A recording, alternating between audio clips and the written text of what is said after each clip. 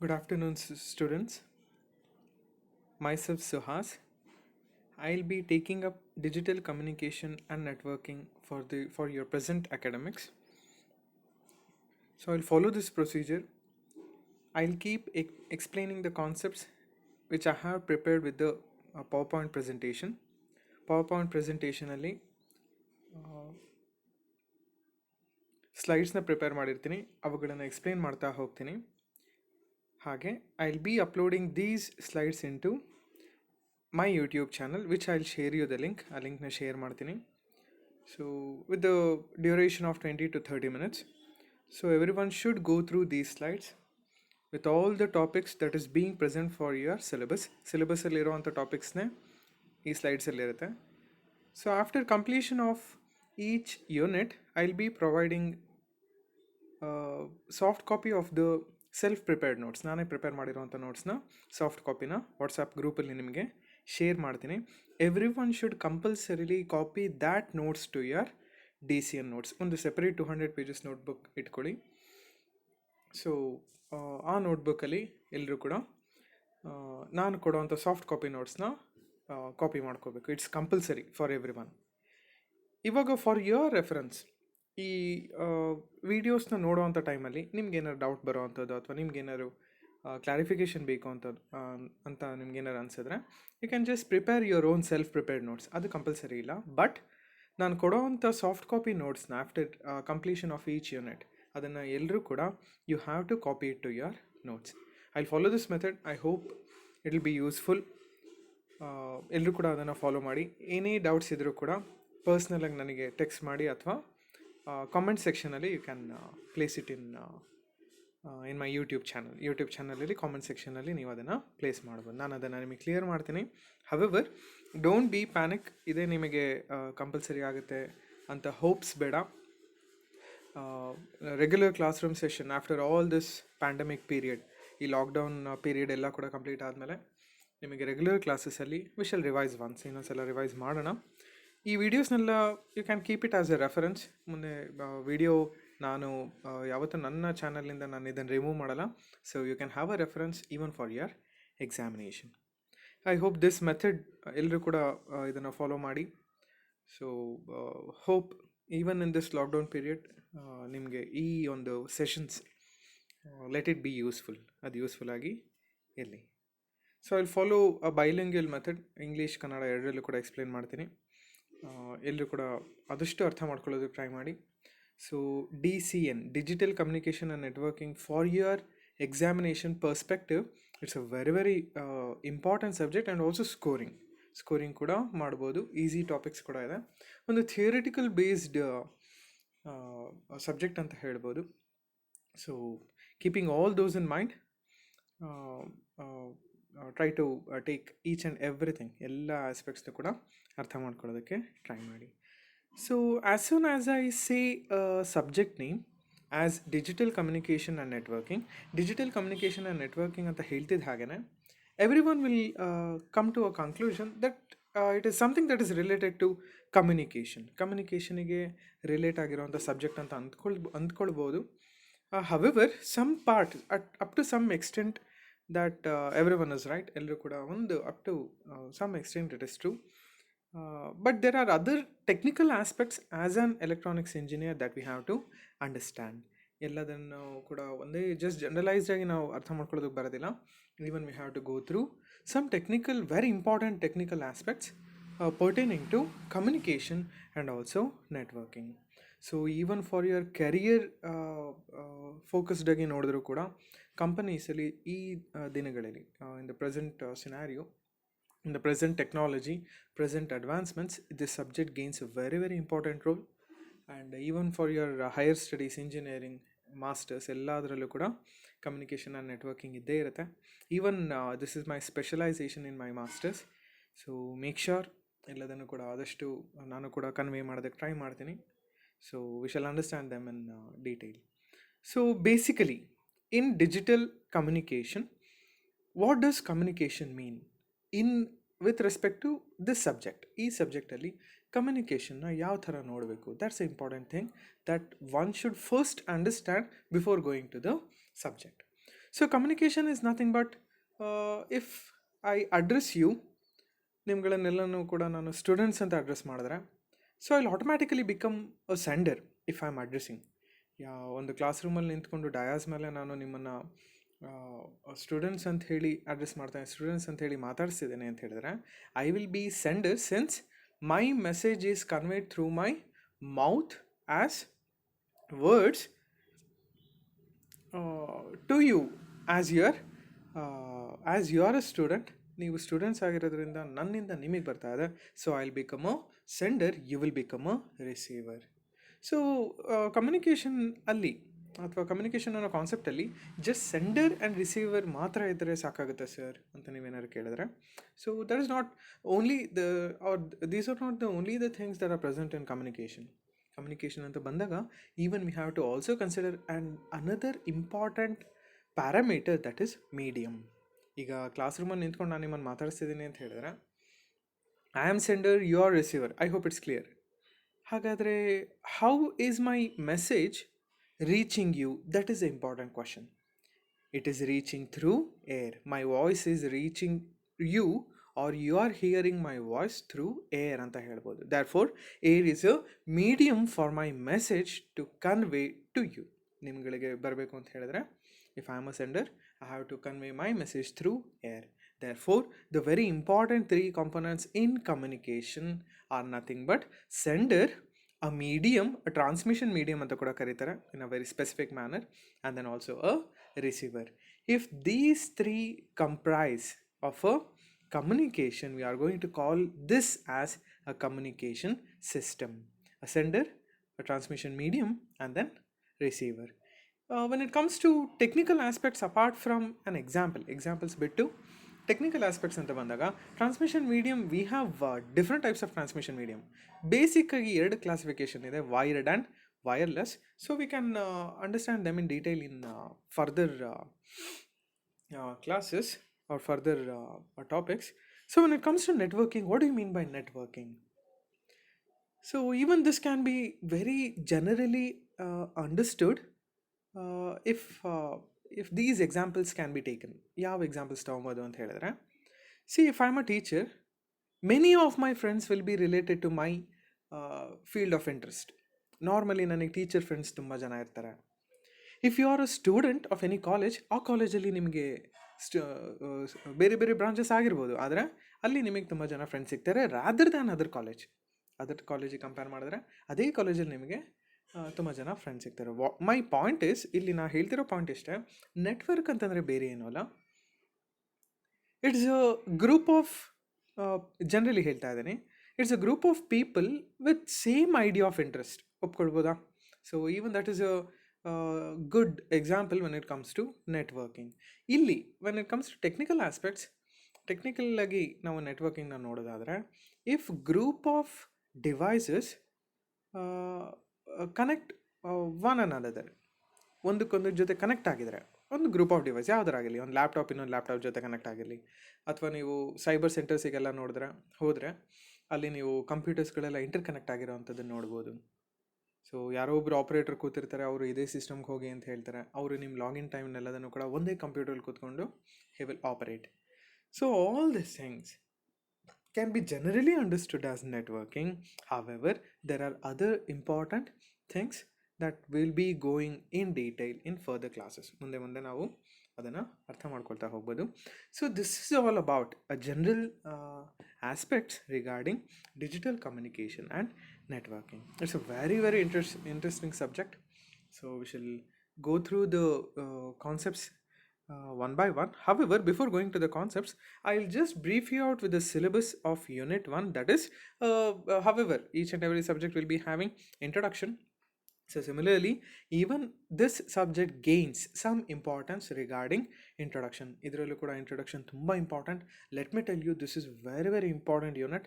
Even with respect to examination ಗೆ ಈ unit ತುಂಬಾ ಇಂಪಾರ್ಟೆಂಟ್ ಆಗಿರುತ್ತೆ. ಇದರಲ್ಲಿ ನಾನು ಹೇಳ್ತಾ ಹೋಗ್ತೀನಿ. ಹವೆವರ್, ಕ್ಲಾಸಿಗೆ ಕಾಲೇಜ್ ಸ್ಟಾರ್ಟ್ ಆದಾಗ ಕ್ಲಾಸಸ್ಸಲ್ಲಿ ನಾನು ವೈಬ್ಸ್ ಅಥವಾ ಇಂಪಾರ್ಟೆಂಟ್ ಆಸ್ಪೆಕ್ಟ್ಸ್ ಫಾರ್ ಎಕ್ಸಾಮಿನೇಷನ್ ಎಲ್ಲದನ್ನು ಕೂಡ ಹೇಳ್ತೀನಿ. ಬಟ್ ಆ್ಯಸ್ ಆಫ್ ನಾವು ಇಲ್ಲಿ ಜಸ್ಟ್ ರೆಫರ್ ಮಾಡಿರ್ತೀನಿ, ಅದಷ್ಟನ್ನು ಚೆನ್ನಾಗಿ ಅರ್ಥ ಮಾಡ್ಕೊಳ್ಳಿ. So when it comes to first unit, it is regarding introduction to data communication and networking ಅಂತ ಹೇಳಿದ್ದಾರೆ. ಸೊ ಅದರಲ್ಲಿ ನೋಡೋದಾದರೆ we are going to study from scratch from data representation ಅಂತ ಹೇಳಿದ್ರೆ ಹೇಗೆ ನಾವು ನಮ್ಮ ಡೇಟಾನ ರೆಪ್ರೆಸೆಂಟ್ ಮಾಡಿ ಇಲ್ಲಿ ಕಮ್ಯುನಿಕೇಷನ್ ಬಗ್ಗೆ ಏನು ಹೇಳಲ್ಲ. They are just going to tell you how you can represent your data.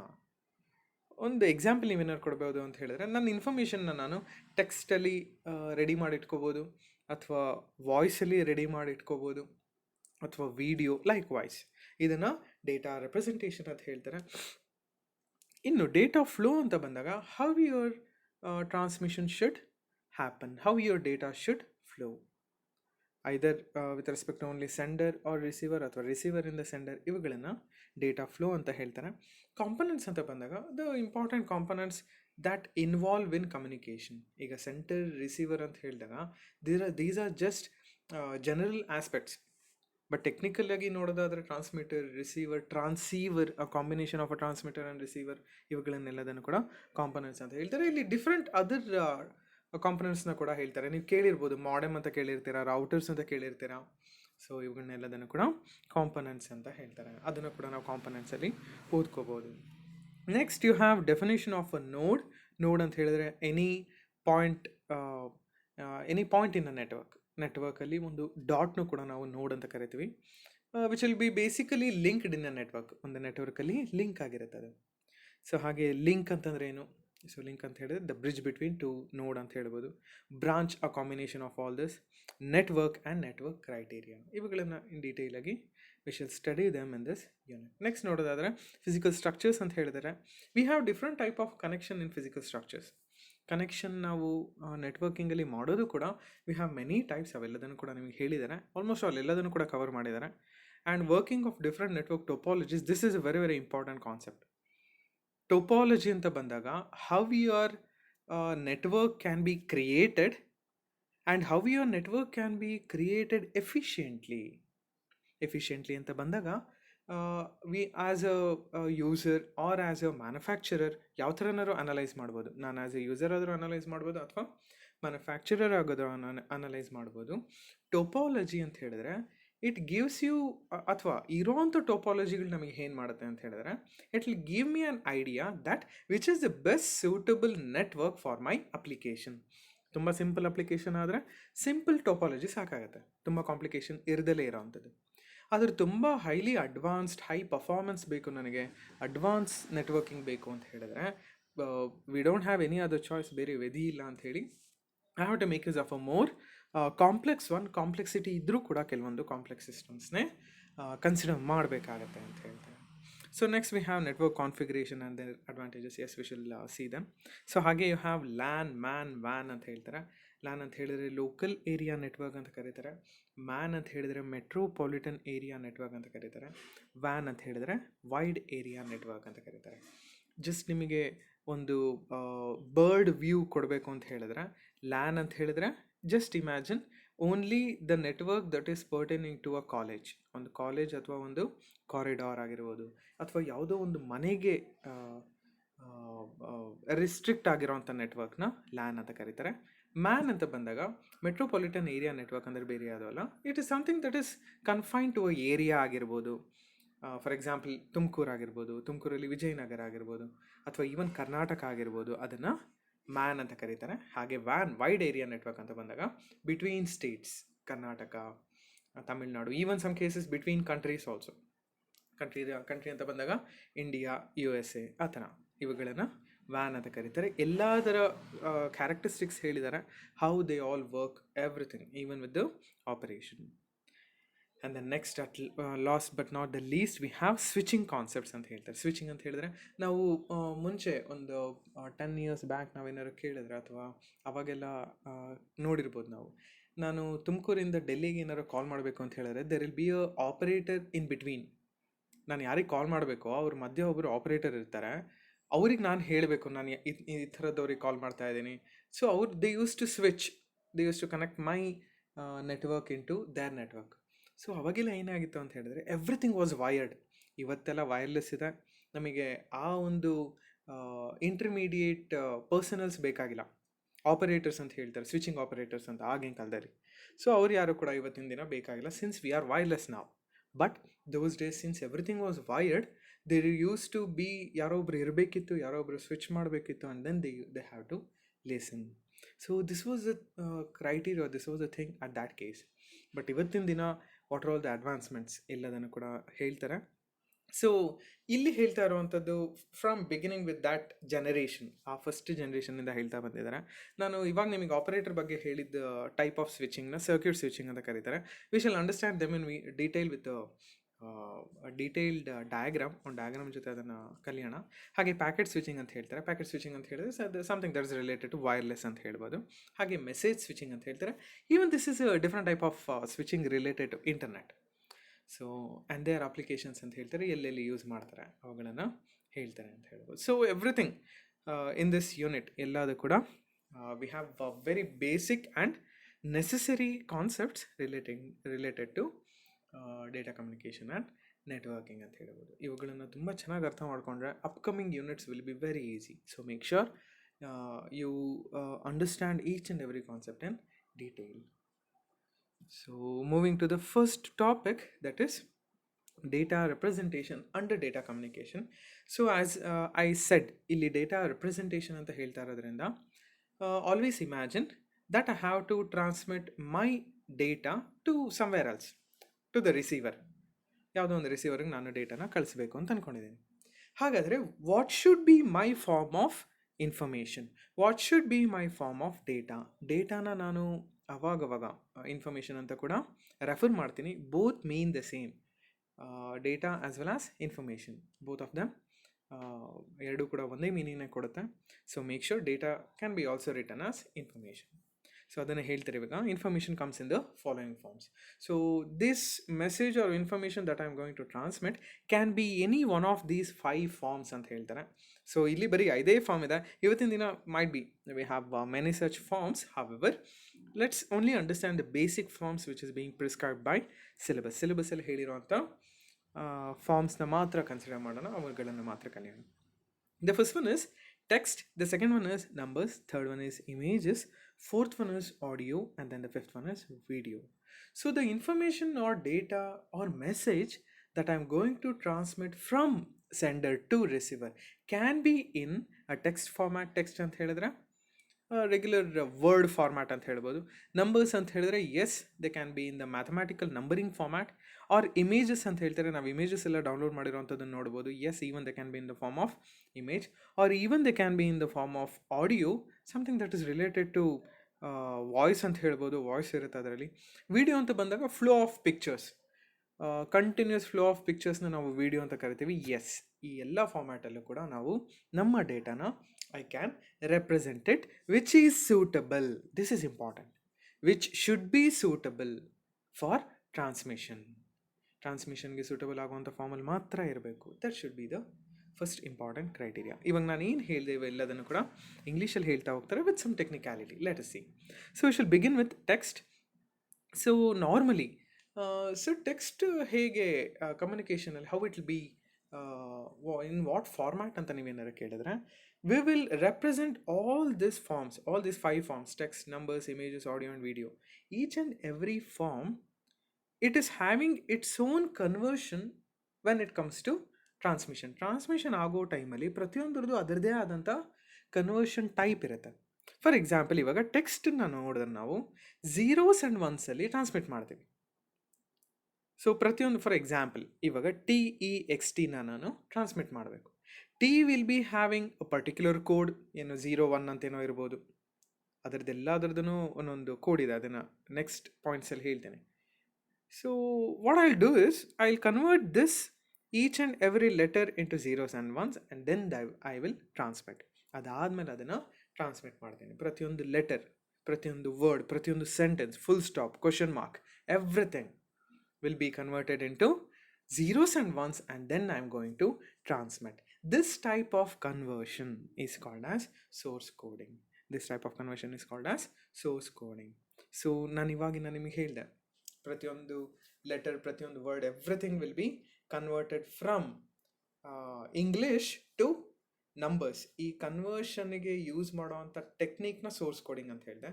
ಈ ಕನ್ವರ್ಟ್ ಆಗೋವಂಥ ನಂಬರ್ಸ್ ಇದೆಯಲ್ಲ, ಇದನ್ನು ಹೇಳಿದಂಥವ್ರು ಅಥವಾ group of people who gave this type of technique that is called as source coding, they are called as ASCII ಅಂತ ಹೇಳ್ತಾರೆ, American standard code for information interchange. ಇವ್ರು ಆ್ಯಕ್ಚುಲಾಗಿ ಇದನ್ನು design ಮಾಡ್ತಾರೆ, ಪ್ರತಿಯೊಂದು letter everything.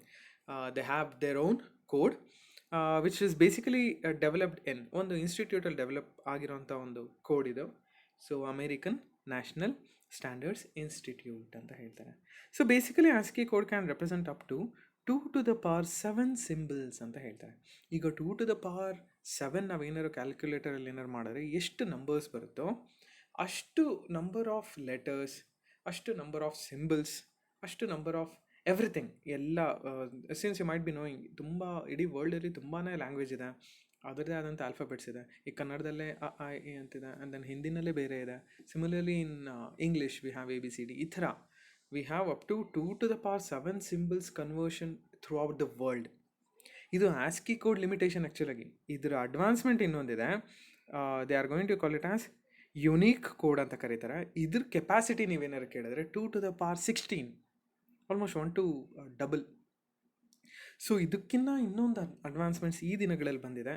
Since we have improved hour language facility which is provided by International Standards Organization, which can represent up to 2 to the power 32 symbols. ಅಷ್ಟು conversion. ಈಗ ಟಿಗೆ ಒಂದು number, for example 42, ಇಗೆ 43, ಎಕ್ಸ್ಗೆ some 46, ಮತ್ತು ಟಿಗೆ 42, like wise. ಈ ಥರ ಎಷ್ಟು ಸಿಂಬಲ್ಸ್ಗೆ ಮಾಡಿದ್ದಾರೆ ಅಂತ ಹೇಳಿದ್ರೆ 2 to the power 32 ಸಿಂಬಲ್ಸ್ವರೆಗೂ they have designed this text form of representation of data ಅಂತ ಹೇಳ್ಬೋದು. Similarly, you have numbers. ಸೊ ನಂಬರ್ಸ್ನ ನಾವು ನಾರ್ಮಲಿ ಬಿಟ್ ಪ್ಯಾಟರ್ನ್ಸಲ್ಲಿ, ನೀವು ಆಲ್ರೆಡಿ ಬೈನರಿ ಕನ್ವರ್ಷನ್ಸ್ ಎಲ್ಲ ಕಲ್ತ್ಕೊಂಡಿದ್ದೀರಾ, from decimal to binary conversion. Even ಅದನ್ನು you can add it for ನಂಬರ್ಸಲ್ಲಿ ನಾವು ಅದನ್ನು ನೋಡ್ಬೋದು.